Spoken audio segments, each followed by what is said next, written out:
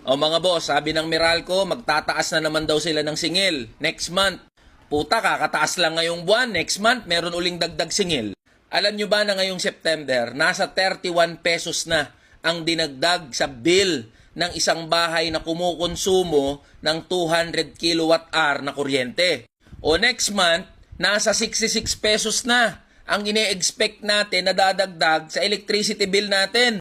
Putang inang Meralco tsaka gobyerno to, walang awa sa mga consumer. At alam nyo ba mga boss na isa sa malaking kagaguhan nitong Meralco tsaka ng gobyerno, sinisingil tayo ng pagkalaki-laki doon sa hindi naman natin kinonsumo o ginamit na electricity. Ang tawag dyan mga boss, yung system loss. Ano ba tong system loss na hindi ine-explain ng Meralco pero sinisingil sa atin? Dalawang klase daw yan mga boss.